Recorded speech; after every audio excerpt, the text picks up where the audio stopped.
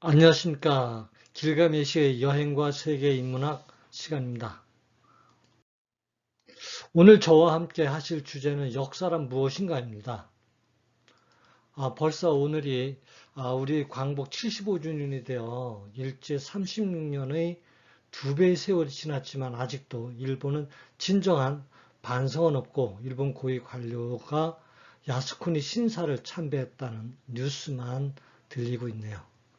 독립운동가인 단재 신채호 선생께서는 역사를 잊은 민족에게는 미래는 없다라고 말씀하셨고, 영국의 역사가인 토인비도 인류에게 가장 큰 비극은 지난 역사에서 아무런 교훈도 얻지 못하는 것이다 라고 말하여 역사의 교훈을 잊지 말아야 된다는 것을 강조하고 있습니다. 여러분도 이미 역사 관련 기본 지식은 많이 알고 계시기에 기본 개념은 간단히 하고 예고편에 보여드렸던 투키디데스의 함정과 일제의 주장에 동조하는 듯하여 매스컴으로부터 많은 비난을 받거나 국민들을 분노케 한 소위 식민지 근대화론이라는 일부 우리나라 학설을 집중적으로 다루려고 합니다. 한자 문해권에서 역사사의 사람, 활 속에서 기록하는 사람을 가리키는 말로서 사관을 말하며 사관은 과거의 기록을 객관적으로 편찬하고 자신의 생각은 별도로 사론을 펼쳐서 서양의 역사가들이 자기의 생각으로 서술하는 역사와는 차이가 있습니다. 그래서 당시 동양에서는 책 이름을 사, 감, 통감, 서 또는 기라는 용어로 사용했고 여기서 거울감을 써서 귀감과 본보기로 삼았다라는 것은 큰 의미를 갖고 있습니다. 그러므로 역사라는 용어는 19세기 말 서양에서 처음으로 역사학이 소개되었을 때 종래에 과거에 있었던 사실이라고 하는 사학에다가 진할 역자를 붙여서 역사라는 용어가 한국, 중국, 일본 및 동남아시아 등 동양 학계에서 공통적으로 사용되기 시작합니다. 서양의 히스토리는 그리스의 히스토리아에서 유래된 말로 탐구 또는 탐구하여 획득한 지식을 의미하며 역사의 아버지라고 불리는 헤로도투스가 쓴 페르시아 전쟁사나 투키디데스가 쓴 펠로폰네소스 전쟁사의 원래 책 이름도 히스토리아였다라고 합니다. 독일의 게슈테라는 말은 과거에 일어난 일을 뜻합니다. 또한 전쟁의 승패 원인을 정확히 찾아냈다는 뜻으로 사용됐음을 의미합니다. 결론적으로 동양의 역사학이 기록 중심의 학문이라면 서양의 역사학은 해석 중심으로 역사가의 서술로 쓰였음을 의미합니다. 한편 2018년 시작된 미중 간의 무역 분쟁을 많은 학자들이 투키디데스의 함정에 빠지고 있다라는 논평을 합니다. 자, 이는 투키디데스가 그의 저서 펠로폰네소스 전쟁사에서 전쟁의 원인을 신흥 강자인 아테네의 부상에 대한 패권국 스파르타의 두려움 때문에 일어났다라는 결론을 지은 것을 빗대서 미국의 하버드대 레엄 앨리슨 교수가 그의 저서 예정된 전쟁에서 처음으로 개념화시켰다고 합니다. 즉 기존의 패권 세력에 새로 부상하는 세력이 있다면 두 세력은 극심한 갈등을 가져올 수밖에 없다는 이론입니다. 역사가들은 1500년 이후 세계에는 신흥 강국이 도전하는 경우가 15번 있었고 그중 11번은 전쟁으로 발전했고 4번만 협상을 통해서 전쟁을 피했다라고 합니다. 예를 들어서 1차 세계대전도 독일이 영국에 도전해서 일어난 전쟁이라고 합니다. 미중 간의 무역 갈등은 트럼프의 성향 때문만이 아니라 미국의 패권에 중국의 급성장으로 일어나는 자연적 갈등으로 무엇보다 결과가 중요하리라고 생각이 됩니다. 두 나라는 올 1월에 1차 합의를 했었으나 코로나로 많은 어려움이 닥치자 미국이 그 원인을 중국에 돌리며 5월 이후 다시 대립하고 있죠. 더 큰 문제는 G1, 2의 무역 갈등은 세계 경제를 어렵게 할 뿐만 아니라 수출위주의 산업구조인 우리나라의 경우 세계에서 6번째 피해국으로 평가될 정도로 큰 장애가 되고 있다고 합니다. 그동안 100년 패권국인 미국은 G2가 미국 GDP의 40% 선을 넘으면 예외 없이 제거해왔다는 사실입니다. 예로 1970년 소련의 GDP가 40%를 넘자 페리스트로이카를 통해서 소련을 분열시켰고 1985년 일본이 마지노선을 또 넘자 프라자 합의에 의해서 엔화 절상의 결정으로 일본은 경제가 추락하여 소위 잃어버린 30년에서 아직도 탈출하지 못하고 있다고 많은 사람들이 평가하고 있고, 자, 그렇다면 이번에는 중국이 당할 차례가 아닌가 싶습니다. 중국은 오바마 1기 정부 첫 해였던 2009년에 미국 GDP의 36%, 2010년에는 일본을 제치고 G2로 부상하며 미국의 41%를 돌파했지만 2009년 당시 미국은 글로벌 금융위기로 옆집 혼내줄 여유가 없었습니다. 미국은 금융위기 뒷수습에 10년을 보내고 중국의 GDP가 미국 GDP의 69%를 돌파하자 집권 2년 차인 트럼프가 2018년 드디어 무역 전쟁을 시작했다라고 볼 수가 있습니다. 자, 미국이 소련을 좌초시키는데 약 18년, 일본은 10년 걸렸다고 합니다. 자, 중국은 일본이 추락했던 1985년 프라자 합의 때 일본 경제 규모에 비해서 10배나 된다고 합니다. 자, 10배나 되는 중국이 과연 미국의 압력에 얼마나 견딜 수 있을까요?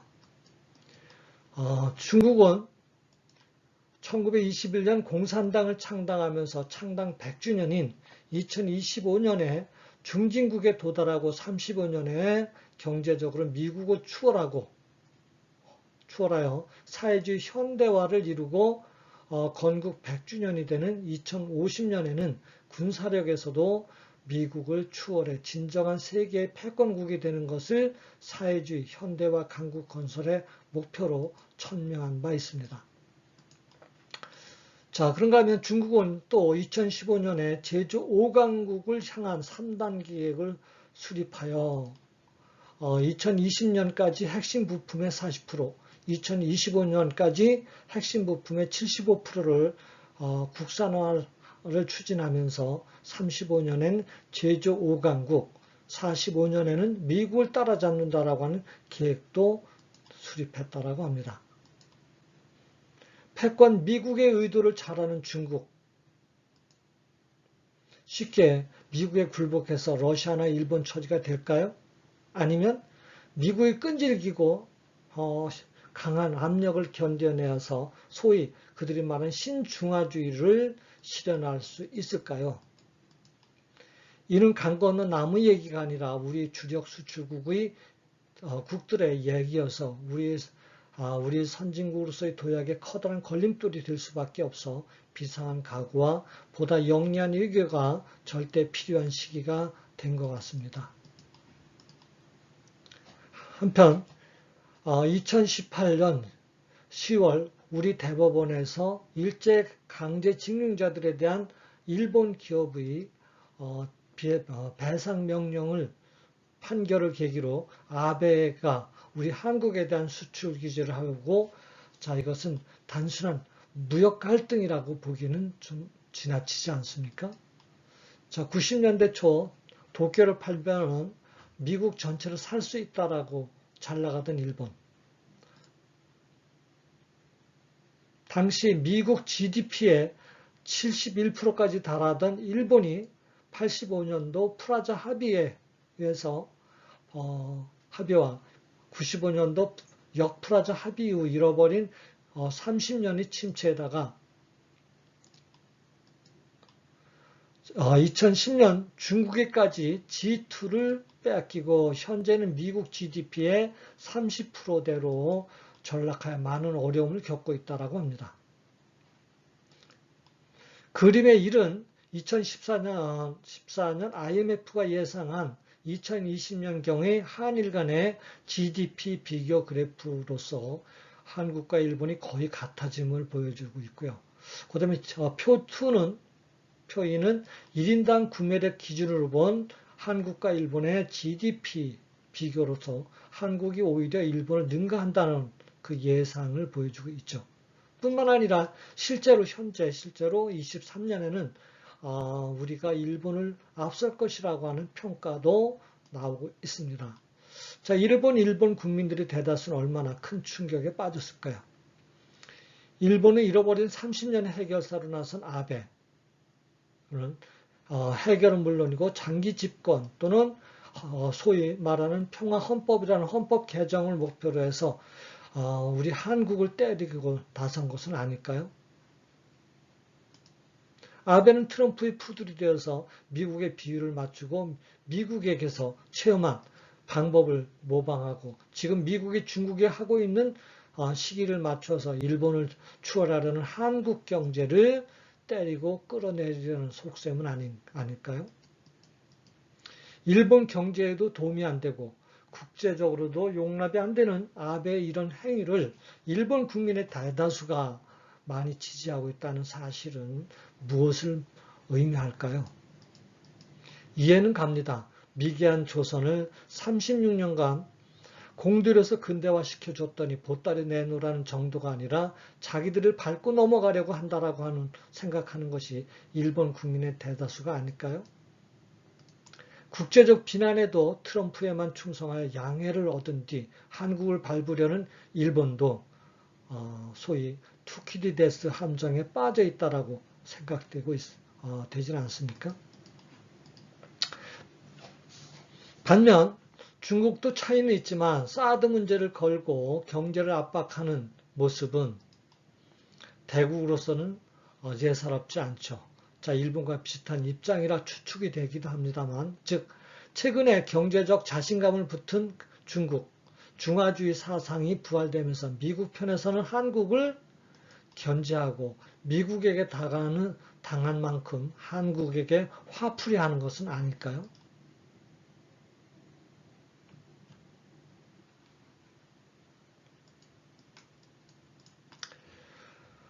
킨들버거 함정이라는 개념이 있는데요. 자, 이 개념은 찰스 킨들버거라는 MIT 교수가 그의 책 대공황의 세계에서 기성 패권국인 영국의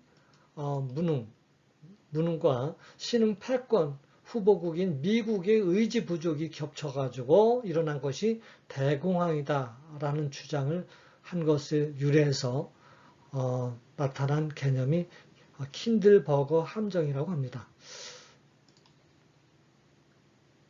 한 가지 흥미로운 것은 아까 봤던 투키디데스의 함정과 킨들버거의 함정 두 가지 함정을 종합해서 종합하고 과장해 볼 때 중국이 너무 빠르게 성장하면 미국의 지위를 위협하여 투키디데스의 함정에 빠지고 반대로 중국이 너무 느리게 성장하면서 내향적 태세만을 유지한다라고 하면 킨들버거의 함정에 빠져서 결국 중국은 두 개의 함정에 빠지는 딜레마에 빠질 수 있다라고 하는 점을 일부 학자가 제기하기도 했습니다. 역사는 발생한 사건과 사관의 기록 두 가지가 합쳐져서 이루어지는데 사관의 역사를 기록하는 방식을 역사서술 방법이라고 합니다. 역사서술 방법은 동양이 특히 발달해 왔습니다. 그 방법은 편년체, 강목체, 기전체, 기사, 본말체 등으로 분류할 수가 있는데 동양 최초의 역사서는 공자가 편찬한 춘추라는 연대기입니다. 춘추처럼 일어난 사건들을 시간과 순서에 따라서 편찬하는 방법을 편년체라고 하고 우리나라의 대표적인 저서로는 조선왕조실록이 있습니다. 사마천은 인물 중심의 서술 방식인 기전체로 사기를 편찬하여 동양의 역사 서술 체계를 마련하여 동양 역사의 아버지라고 불리기도 합니다. 사관의 기록이라는 뜻의 사기는 고대 황제로부터 한무제까지 기록으로 군주의 기록은 본기 12권에 통치제도는 지 8권에 정치가인 제후에 관한 기록은 열전 70권 등 합해서 130권에 이르는 방대한 역사서입니다. 하지만 사마천의 이와 같은 사기에는 슬픔이 또한 같이 있죠. 사마천은 황제의 시중이었다가 그의 아버지가 죽게 되자 자연스럽게 아버지의 직업인 태사령을 물려받았습니다. 그래서 사마천은 아버지의 유언대로 역사서를 편찬하기 시작합니다. 그런 와중에 흉노족의 토벌에 나섰다가 실패한 명장 이릉을 단지하는 한무제 앞에서 사마천 홀로 이릉을 변호하다가 한무제의 노염을 받아서 사형에 직면하게 됩니다. 벌금을 낼 돈이 없던 사마천은 궁형을 택해서 남자를 잃어버리는 운명을 맞게 됩니다. 그럼에도 불구하고 아버지의 유업을 이어받아서 태사령이 되어서 16년간의 노력으로 사기를 완성시킵니다. 이런 군주 중심의 역사서인 정사인 경우에는 대부분 기전체로 편찬했고 우리나라의 경우 대표적인 저서는 김부식의 삼국사기가 있습니다. 이에 반하여 개인이 기록해둔 역사서를 야사라고 하는데 원래 이 야사는 오늘날 소설류의 야사와는 다른 충실한 역사 자료가 되기도 합니다. 이에 사건별로 원인과 결말을 중심으로 서술한 기사 본말체로 이근익의 연려실기술이 있고 윤리적 평가를 포함하여 큰 주제, 작은 주제를 강과 목으로 구분하여 편찬하는 강목체에는 안정복의 동사 강목이 있습니다. 개인에게 인생관이 있듯이 역사관이란 역사의 성격을 규정하는 가치관으로 이념체계나 주의를 배경으로 하는 특정한 견해를 지칭하는 것입니다. 잘못되고 편협한 역사관은 주변에 많은 해악을 끼칠 수 있죠. 대표적인 것이 중화주의로 진나라 시황제 때 시작이 되어서 한나라 무제 때 확립되었고 거기다 화의사상화되어서 동아시아 약소국들에게 많은 피해를 주었습니다. 19세기 말 서구 열강에게 무릎을 꿇으면서 사라졌는가 싶더니 최근 개방화 이후에 국력이 커지면서 다시 부활 조짐을 보이고 있다고 합니다. 오리엔탈리즘이란 에드워드 사이드의 책인 오리엔탈리즘이라는 것에서 유래한 것으로 제국주의 시대에 서구 국가들이 동양에 대한 왜곡된 인식이나 태도를 지칭하는 말입니다. 반면에 오리엔탈리즘에 대한 반작용으로 나타난 샤이메이 천의 옥시덴탈리즘은 서양인들은 비인간적이고 천박하며 물질적이라고 하는 이미지와 편견을 형성한 이념이라고 볼 수가 있겠죠. 과거의 역사관으로는 왕조나 우주의 순환처럼 역사는 되풀이된다라고 하는 운명론적인 순환사관이 있는가 하면 18세기 계몽주의 사상가들로부터 시작되어서 인간의 역사가 흥하고 쇠퇴하는 순환적인 개념이 아니라 지속적으로 역사는 발전한다라고 하는 계몽주의 진보사관이 있습니다. 그런가 하면 도전과 응전의 원리로 왕조나 국가가 아니라 커다란 문명이 흥망하고 순환한다라고 하는 토인비의 토인비의 문명사관이 있고요. 그 다음에 유물사관이 있는데 유물사관은 뒤에서 자세히 정리하겠습니다. 우리 역사에서는 왕조 흥망성쇠를 역사로 보는 왕조사관이 있고 역사의 주체를 왕이나 지배자가 아니라 민중으로 보는 민중사관이 있습니다. 이에도 많은 사관이 있으나 여기서는 다 소개드릴 수가 없어서 간단히 흐름만 보겠습니다. 상고주의 또는 영웅사관, 관념주의 사관, 또는 문화사관, 자주사관, 뭐 4대 사관 여러 가지가 있죠. 자, 일제시대 때에 일제시대에 관한 역사 연구는 크게 4가지 경향으로 나누어 볼 수 있습니다. 먼저 일제강점기에는 일제가 조선의 식민화를 정당화하려 일본 학자들을 동원해서 조선 역사를 왜곡했던 식민사관이 있고요. 이에 대항해서 민족주의자들인 신채호, 박은식, 정인부 등의 민족주의자들은 식민사관에 대항해서 우리의 민족의 주체성을 강조한 민족사관을 일으키기도 합니다. 그리고 해방 이후 60년대에는 먼저 식민사관을 탈피하려는 노력의 일환으로 일제의 식민수탈에 우리 수탈에 대해서 우리의 내재적 근대화가 싹트고 있었다라고 하는 면을 강조하는 내재적 발전론이 우리 역사의 주류가 되었죠. 그래서 국정교과서는 물론이고 각종 시험에서도 글이 출제되어서 왔기 때문에 여러분들도 대부분 익숙한 개념이라고 볼 수가 있겠습니다. 그런데 일제시대 때에 대한 연구가 80년대에 오게 되면 새로운 전기를 마련하게 되는데 기존의 내재적 발전론을 부정하고 일제시대에 일제에 의해서 이미 근대적 요소가 발전을 시작했다라고 하는 이론이 제기되어서 역사학계는 물론이고 사회적 논란이 커지고 있어 이 내용은 별도로 뒤에서 일본의 우익들은 독도 영유권 주장은 물론 일제시대에 징용 및 위안부도 강제로 모집한 적이 없다라고 주장합니다. 얼마 전부터 방송을 통해서 우리나라 최고 학부의 교수들이나 학자들로부터도 비슷한 주장을 듣거나 매스컴으로부터 엄청 비난을 받는 장면을 보신 적이 있을 텐데 여러분은 그때 어떤 생각이 드셨나요? 해방 후 60년대 국사학계는 개항기부터 이미 작지만 자본주의적인 경제의 싹이, 다시 말해서 자본주의 맹아가 자라고 있었는데 일제의 수탈과 탄압으로 중지되었고 해방 이후 발전하기 시작했다라고 하는 이론을 내재적 발전론 또는 식민지 수탈론이라고 부르고 그동안의 우리나라 역사학계의 줄이었죠.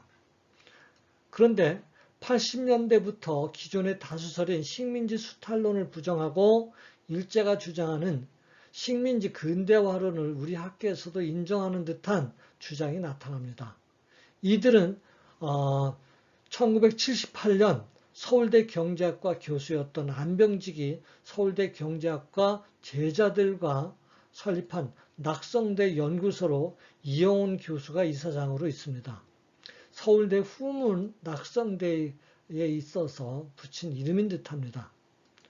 연구자들은 식민지 시기 일제에 의해서 경제가 성장하고 근대화의 토대가 마련됐을 뿐만 아니라 그것이 토대가 되어서 60년대 이후 빠른 산업화와 성장도 가능했다는 점을 인정하자라고 하는 식민지 근대화론을 주장합니다.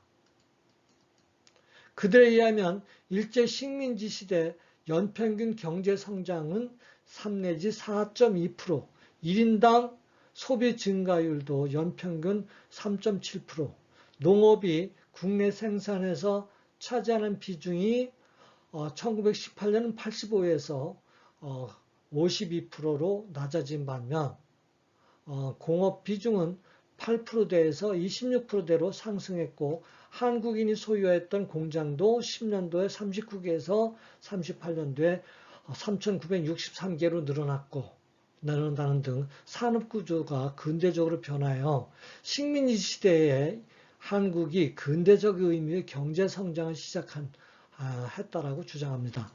또 식량의 강제수탈이나 징용 및 위안부의 강제동원은 없었고 임금은 제대로 받았으며 실제로 도일한 징용 근로자는 7만 내지 10만 명에 불과하다고 주장합니다. 또한 한국 대법원의 징용 배상 판결마저 이들은 완전 엉터리다 라고 주장하고 위안부는 특히 위안부는 살기 어려서 자위반 타위반으로 성매에 나섰지 강제로 동원된 것이 아니다라는 주장까지 합니다. 그들은 또한 구체적으로 독도가 우리 땅이라는 우리 정부의 주장도 증거가 희박하다 라고 보고, 그럼에도 불구하고 독도가 우리의 땅인 건 맞다 라고 주장합니다. 그리고 위안부 소녀상과 징용자들의 노동자상을 세우려는 것도 반대하고, 그들의 대표적인 저서는 이승만의 TV, 유튜브의 방송인 이승만 TV에서 방송된 내용을 정리한 거라는데, 제목은 반일 종족주의가 19년에 나왔고, 후수편으로 올해 반일 종족주의와의 투쟁이 다시 출간됐는데, 각각 국내에서 10만 부, 일본에서 30 또는 40만 부가 팔리는 기염을 토했다고 합니다. 자, 그렇게 되자 우리나라의 기존의 역사학계에서 그냥 있을 리가 없겠죠. 이에 대한 반대 세미나를 열고 반대 책들도 많이 출간하게 됩니다. 자, 이와 같은 반일 종족주의란 책 제목하에서 보듯이 이들은 기존의 내재적 발전론이 일본 식민 통치에 반발과 극복에 너무 치우쳐서 역사를 객관적으로 바라보지 못하고 많은 우려를 범하고 있다라고 비난합니다. 그러다 보니 식민지 근대화론에 대한 기존의 사학계와 일제 피해자들의 반발은 물론이고 진정으로 반성하거나 사과하지 않는 일본을 보면서 대다수의 우리 국민들은 반일 정서하고도 유리되는 그들의 주장에 대해서 어떤 생각을 할까요? 무조건 일제를 부정하고 민족 주체성만을 강조하여 일제 수탈과 내재적 근대화를 무조건 지지한다거나, 낙성대 연구소의 식민지 근대화론자들도 일제의 역사 왜곡과 부실한 사료 미화함을 감안하지 않고 실증적 사료에 집중해서 실존자들의 경험적 증언마저 인정하지 못해 본질을 놓치는 우를 범하고 있지는 않은지, 그리고 서로에게 받아들일 것은 없는지 균형 잡힌 시각이 필요하다는 주장이 옳다라고 나는 생각합니다. 19세기 독일의 랑케는 역사가는 자신을 숨기고 역사적 사실만 말해야 한다 해서 실증사학의 기초를 닦았고, 그럼에도 불구하고 너무 주관적인 측면을 철저히 배제했다는 점에 비난을 받고 있죠. 자, 반면 20세기 이탈리아의 크로체는 랑케이와 같은 실증사학을 비판하면서 모든 역사는 오늘의 역사여야 한다라고 주장하면서 역사가 입장과 시각에 따라 역사 서술도 달라져야 된다라고 주장합니다. 반면 20세기 영국의 칸은 객관적 사실을 중시하는 랑케는 역사적 의미와 교훈이 부족하고, 역사가의 주관적인 해석을 강조하는 크루체는 객관성이 부족하다라고 하고 모두 비판하면서 중도적인 입장을 보여주었습니다. 그는 역사란 과거와 사실 사이에 부단한 상호작용이며 현재와 과거의 끊임없는 대화라고 합니다. 다시 말해서 역사가가 역사적 사실을 입증해줄 사료, 즉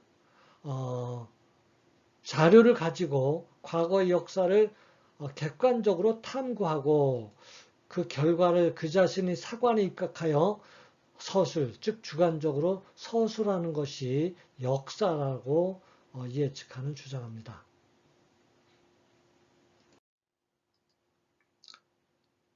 결국 역사란 넓은 의미로는 과거에 발생한 모든 사건을 말하며, 협의로는 과거 사건 가운데 역사가가 선별한 사건만을 의미합니다.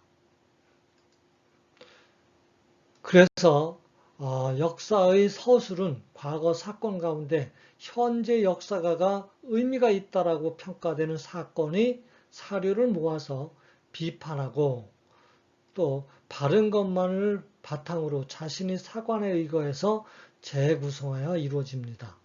여기서 과거의 사건은 하나이나 사료나 흔적은 다양할 수 있고, 현재나 사관이 바뀌면 언제든지 달라질 수 있다는 것입니다. 그 예로 동학운동은 하나의 사건이지만 동학난, 동학전쟁 또는 동학운동, 그리고 현재는 동학농민운동으로 달리 평가되고 불리는 것은 당연하다고 봅니다. 시대의 구분은 각 시대의 특성을 추상화함으로써 그 일반적 성격을 파악하고 역사의 발전 과정을 체계적으로 인식하고자 하는 목적이 있습니다.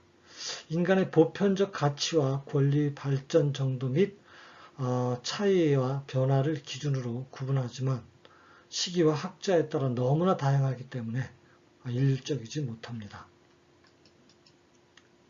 최초의 시대 구분은 역사가가 아닌 그리스 신화를 정리한 헤시오도스가 노동과 나날에서 인간의 시대를 5시대로 구분한 것이 최초였다고 합니다.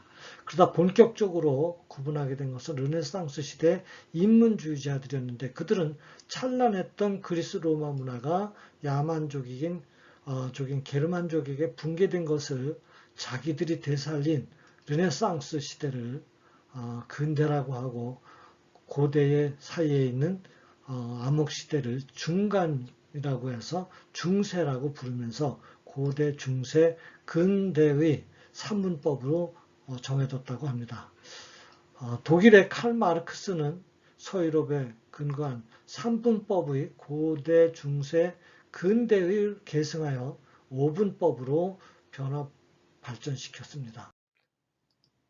마르크스의 변증법적 유물사관을 쉽게 풀어서 정리하면 원시 공동체 사이에서는 평등했으나 생계수단을 생산하면서 사유화가 생기고 생산물을 사유화하면서 빈부차를 가져오고 빈부차가 지배와 지배 등 계급을 발생시켜서 분배를 놓고 계급 간의 투쟁과 갈등이 일어나서 역사는 변해왔다라고 합니다. 그래서 한마디로 계급 투쟁설이라고 부르죠. 자, 이를 학술적으로 설명하면 인류 사회를 상부구조와 하부구조로 나누고 물질을 생산하는 영역을 생산 영역이라고 부르면서 하부구조라고 합니다. 또 하부구조인 생산 양식은 노동이나 기계 등의 생산력과 생산에 관련 있는 관계인들을 생산관계라고 하여 다시 둘로 나눕니다. 여기에 생산관계인들이 생산력 소유 문제를 놓고 두 계급으로 나눠지고 또 생산물 분배 문제로 계급 간에 투쟁하여 역사의 5단계로 변화된다고 합니다. 마르크스는 헤겔의 변증법, 포이어바흐의 유물론, 영국의 고전경제학자 리카르도의 경제학으로부터 노동가치설, 그리고 프랑스의 사회주의 사상을 비판적으로 계속 발전시키고 통일시킴으로써 변증법적 유물론 또는 사적 유물론을 완성하게 됩니다. 마르크스는 서유럽에 근거한 산분법인 고대, 중세, 근대를 각각 노예제, 봉건제, 자본제 사회로 규정하고 여기에다가 고대 이전의 원시 공산사회, 그 다음에 근대 이후의 공산사회를 추가하여 역사 발전 5단계서로 주장하였습니다. 자, 여기서 특이할 만한 것은 생산물의 사유화 이전인 신석기 시대까지 평등했던 시절을 원시 공산사회라고 규정했고 자본주의는 자체 모순인 지나친 빈부격차 문제로 프롤레타리아 즉 무산자 노동자 계급이 혁명을 통해서 부르주아 즉 자본가 계급을 타도하고 모든 생산관계를 공유함으로써 평등한 공산주의를 이룰 것이라는 예언을 합니다. 하지만 이와 같은 마르크스의 예언은 인위적인 투쟁으로 공산화된 국가들 예를 들면 소련이나 동유럽 같은 국가들마저 몰락하거나 자본주의로 되돌아온 유물사관의 한계가 드러납니다. 그래도 다른 시대 구분론에 비해서 범세계적이고 합리적인 면이 있어서 우리나라를 비롯한 많은 국가나 이론에서 일부 수용하고 있습니다. 중국은 근대 이전의 역사를 모두 고대사로 파악하여 중세라는 시대 구분을 아예 설정하지 않고 있습니다. 반면 일본과 한국사에서는 중세와 근대 사이에 근사라는 시대 구분을 추가하였습니다. 근사라 함은 근대적인 성향은 아직 뚜렷이 나타나진 않지만 그렇다고 중세 사회와 역사와는 많은 변화가 있다는 의미에서 설정된 개념입니다. 특히 한국사는 고대, 중세, 근세, 근대, 현대로 나누는 방식이 가장 보편적이긴 하지만 왕조별로 삼국시대, 통신라시대, 고려시대, 조선시대, 근대, 현대로 나누는 방식도 함께 쓰이고 있습니다. 이번에는 학교에서 배워오신 모든 기억과 지식을 총동원해서 함께 우리나라를 포함한 세계사의 시대 구분을 같이 한번 마치는 걸로 해보죠. 설명선이 나오면 빨리 대답하시는 걸로 하죠. 첫 번째 설명서는 역사시대와 선사시대를 나누는 기준이 되는 것은, 자, 너무 쉽나요? 자, 두 번째는 선사시대를 구신청철기로 다시 구분하게 되는 기준은 뭐 다 아시겠죠? 사용했던 도구죠.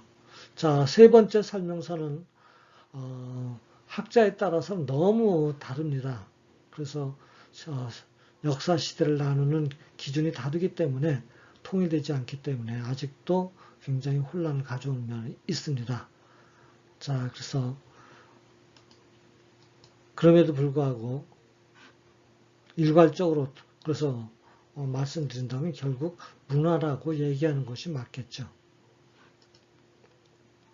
자, 구석기 이전에 인류가 지구상에 최초로 나타난 것이 언제일까요? 여기 뭐 400만 년 전이라고 나왔지만은 사실은 이거 옛날에는 저희가 학교 다닐 때 200만 년 전인데 계속 올라가서 지금 400만 년 전.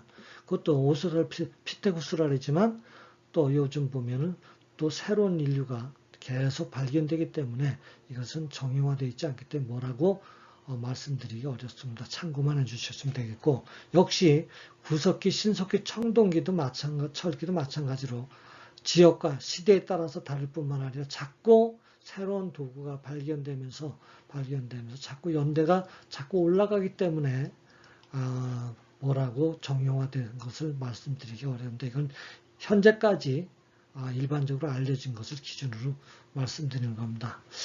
자, 그 중에서 맨 뒤에 나오는 70만 년 전이라는 것은 바로 우리나라를 지칭하는 겁니다. 우리나라를 지칭하는데 세계사에는 굉장히 복잡하고 알려져 있지 않지만은 우리 한국은 그래도 어느 정도 정형화되어 있어요. 그러나 여러분들이 학교 다니실 때 배웠던 것보다 훨씬 시기가 앞당겨지고 있는 것만은 사실이죠.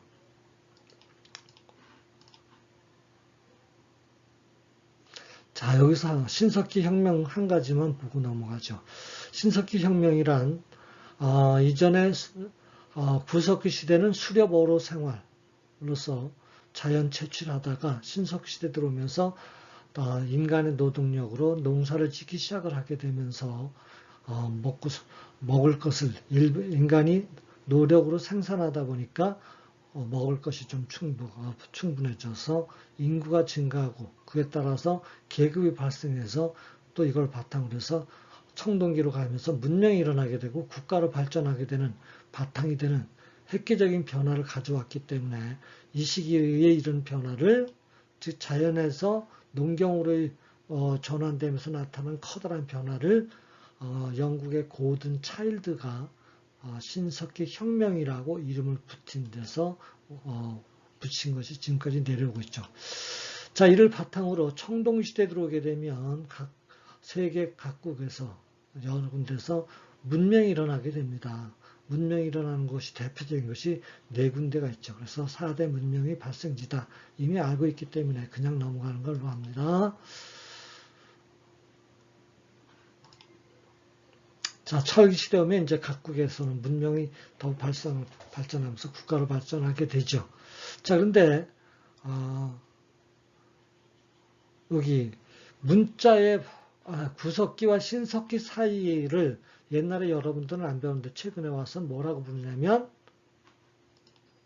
중석기 시대라고 부릅니다. 다시 말해서 뗀석기하고 그 다음에 간석기 중간에 자그마한 뗀석기들을 나무 같은 데 엮어서 사용하는 것을 중석기, 잔석기라고 부르고 그 시대를 중석기라고 부르기 시작했어요. 그걸 그냥 이해하고 넘어가시면 되겠습니다.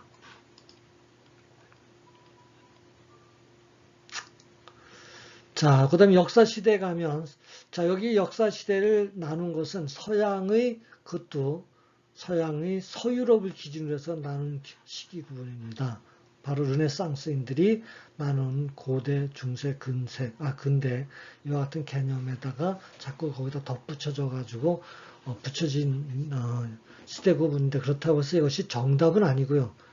학자에 따라서 시기에 따라서 지역에 따라서 조금 달라지지만 일반적으로 볼 때 이렇다라는 것을 제시해 줄 뿐입니다. 먼저 고대를 보면 어디죠? 그리스와 로마 시대예요.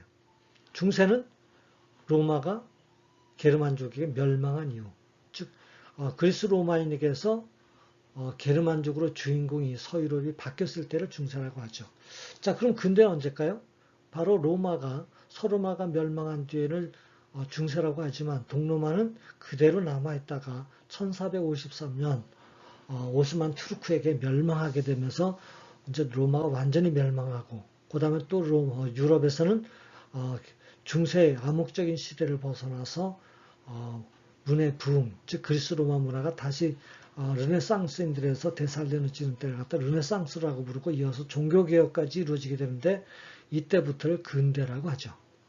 자, 그 다음에 2차 대전 이후를 갖다가 현대라고 합니다. 그런데 사실 역사에서는 현대는 연구 대상이라기보다는 기록의 대상일 뿐이죠.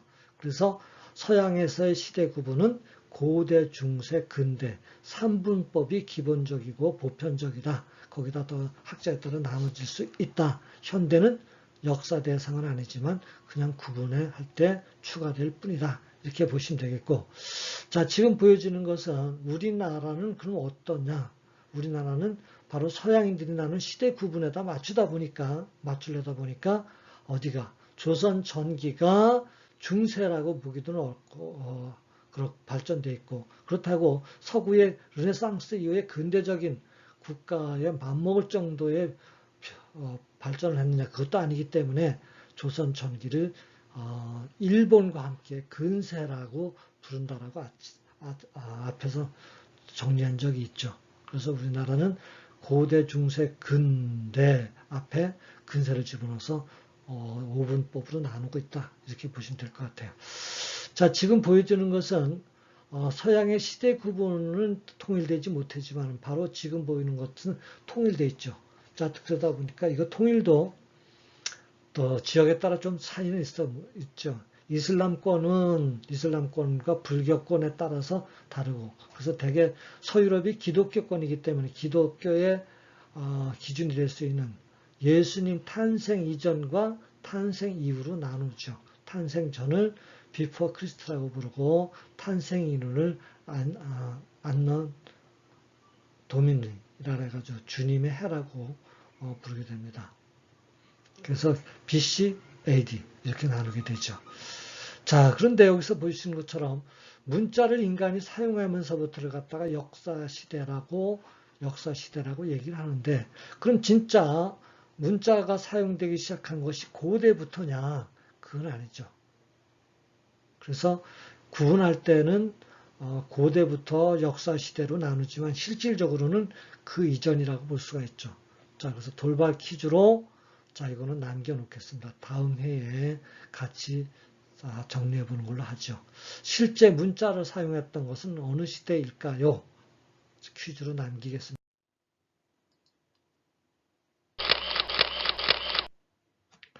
이 세 분들은 어떤 공통점이 있을까요? 먼저 헤로도투스는 페르시아 전쟁사를 써서 역사의 아버지라고 불리는데, 역사 서술을 위해서 주변 나라들을 10여 년간이나 어려운 여행을 하면서 보고 들은 얘기를 모두 기록했다라고 합니다.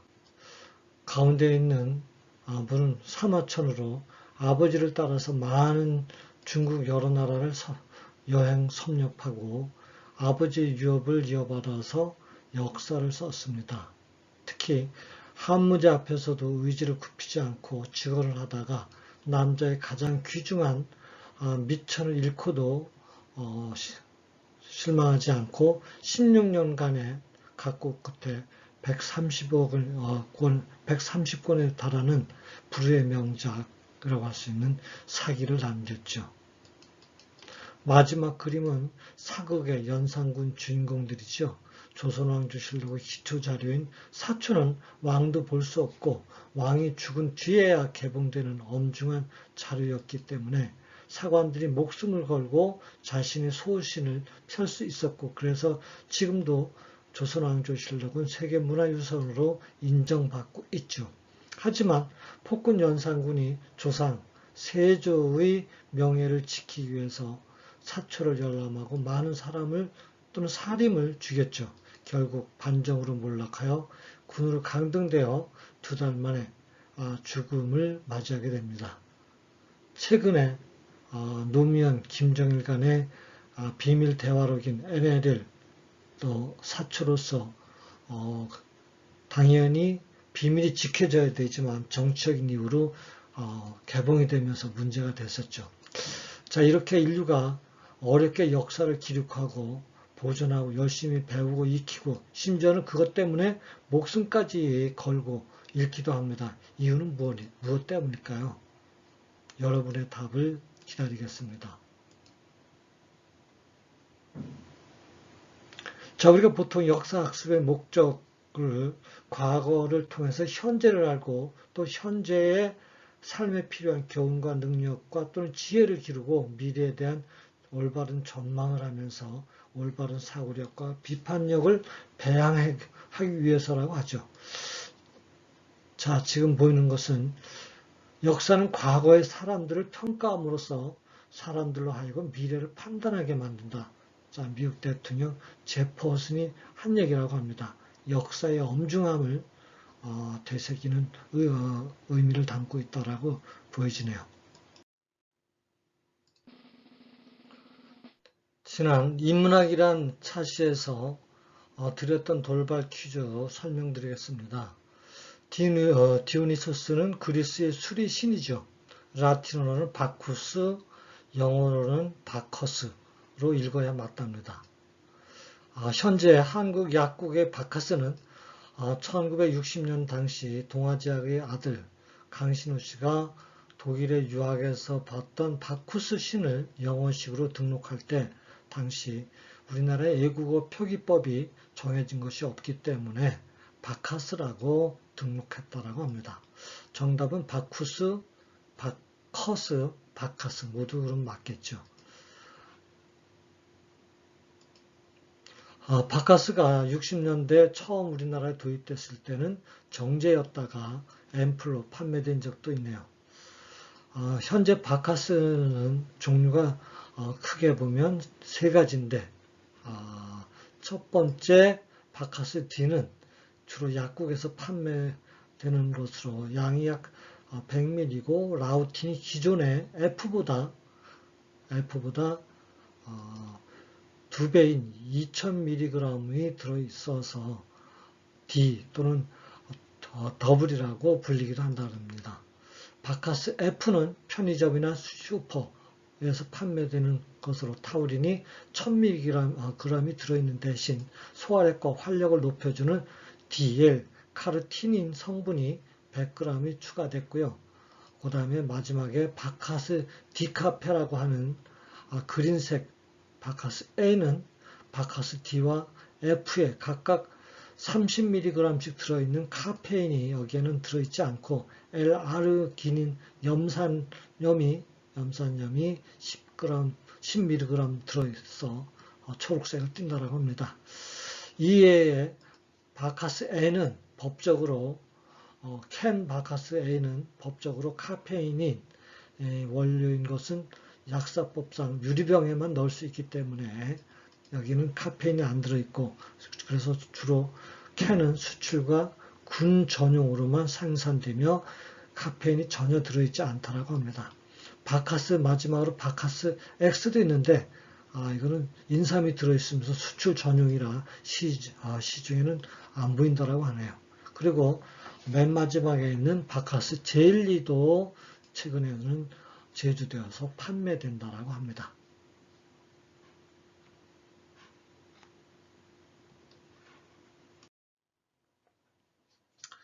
자, 올해가 광복 75주년 저녁입니다. 자, 그동안에 열심히 보시라고 수고 많으셨습니다. 이상 길가메시였습니다. 구독과 좋아요 눌러주시고 지적이라도 댓글 부탁합니다. 차후 시에는 그리스 신화에 대해서 같이 정리해보려고 합니다. 감사합니다.